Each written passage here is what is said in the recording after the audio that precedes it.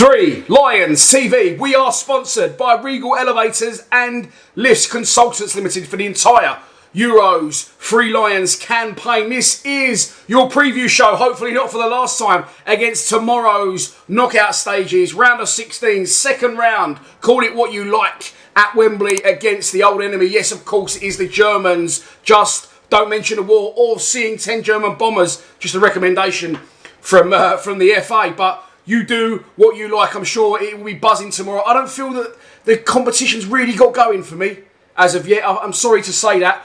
Obviously, I will keep going back to Euro 96, possibly the greatest times of my life. As a 16-year-old, Euro fever swept the nation. You couldn't get anywhere without hearing the Three Lions song or seeing an England flag. And it just hasn't got going for me. I'm not blaming England team for that. I'm blaming just football's not as good as it used to be, for one, and COVID, secondly. But we are in the round of 16, and if we can beat Germany, dare we say it, we've got an easy-ish route to the final. And everything just seems set for a perfect day, but as we know many times, and as I've said before, I always relate it to Millwall, it's the crushed dreams, it's the false hope that always kills you. 55 years of hurt now. That song, 30 Years of Hurt, was actually 25 years ago. So 55 years of hurt since we beat Germany in the World Cup final in 1966. If you was alive for that one, you've probably got no hair left and your teeth are falling out. Also, Gareth Southgate, of course, 25 years since he missed the penalty at Wembley against Germany in the semi-finals of Euro 96 when we lost 6-5 on penalties. I believe it went to sudden death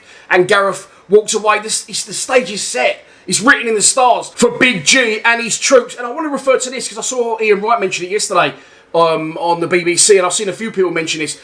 Our players are so young, with Grealishes, the Fodens, all of them, basically. They're a young troop, the Sakas of this world. They don't remember, and it's not in their mindset that this hoodoo that hangs over us with the Germans. Of course, they remember the war. They'd have been educated on that during school. But football-wise, they don't really remember it. So for them, it's not even really a thing, which is good going in to tomorrow's game. And it should hold them in good stead that they haven't got this hoodoo, this German, we just can't beat the Germans. It's always the Germans. Of course, as I've said, if we do beat the Germans, we've got a favourable route to the final. Let's take a look at it now on the screen. So looking at our side of the draw now, as we know, that's all progressed a little bit. And it's Denmark versus Czech Republic in one quarter-final. I said if we beat Germany tomorrow, we play the winner of Sweden versus Ukraine. It could be a repeat of the 2018 quarter-final in Samara when I was there. 2-0 winners we were on that day against Sweden. And then that leaves us against the winner of Denmark versus Czech Republic in the semi-final. So more than doable. But the biggest hurdle is, of course, going to beat Germany tomorrow. How can we best go about beating them? Let's take a look. Right, okay, so I have thought long and hard about this. Not that I don't think Gareth's going to give me the call and ask my opinions, but this is the team that I would go with tomorrow. Jordan Pickford in goal. Put Kieran Trippier at right back. I thought that Walker did all right in the last game, but I like Trippier going forward as well. He's a threat. Stones and Harry Maguire, of course, will be the rock-solid centre-halves. Luke Shaw at left back by default, really. Then in the centre midfield, I play Phillips with Jordan Henderson. I'm not having Declan Rice. He's got a bigger arse than me, and he just doesn't do enough for me on the pitch. I'd have Henderson in there. Thought he did well when he come on against the Czech Republic. Now, this is the big one. The front three, of course, Raheem Sterling, after scoring our only goals in the Euros, 2 goals in 3 games, puts himself on the team sheet without doubt. Then I go with Saka wide and Foden in a 10, of course, missed the Czech Republic game due to a yellow card with Harry Kane up front. I thought long and hard about that. I think Grealish is probably better than all 3 of them. However, I'm going to see us having to do more defending, and Foden can get back a lot quicker. And he's more of a both ends type of player, Foden. Grealish is fantastic, he's amazing. And as I said, I think he's more skillful than Saka, Sterling and Foden. However, I think they've both all got a little bit more legs than Grealish, and he hangs around up the top end, which is what we want.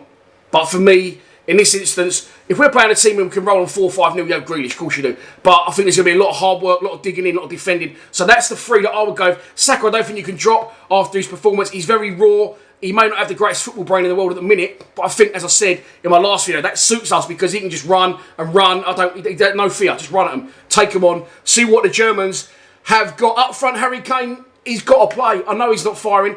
I would have dropped him out against the Czech Republic. 1, to give him a rest, and 2, to see what Calvert-Lewin has got. But Calvert-Lewin doesn't seem to be even in the pecking order, does he? So, let's move on to our opposition. Just don't mention the war. And I'm talking, of course, about the Germans. They come runners-up in their group, losing to France in their opening game. Absolutely hammered Portugal. I can't tell you what happened, though, because I fell asleep on the sofa. Portugal 1-0 up, woke up, and it was 4-2 down. So, can't tell you too much about that game. I did watch, of course, their closing game last week, at which point we was playing all 4 teams at one point, and Hungary really pushed them close. But for a late equaliser from the Germans, put them through to face us. They're managed, of course, by Joachim Low. Get them fingers out your undercarriage, you dirty bastard. He's managed them for a very long time, and hopefully he'll get the tin tack tomorrow when we beat him at Wembley, you dirty boy. So this is your pre-match prediction, and here we go. I think we're going out. I've given it a big in there in the preview, in the build-up. I'm hyped. I'm sorry. I hope I'm fucking wrong. Of course I do. But I think we're going to go out.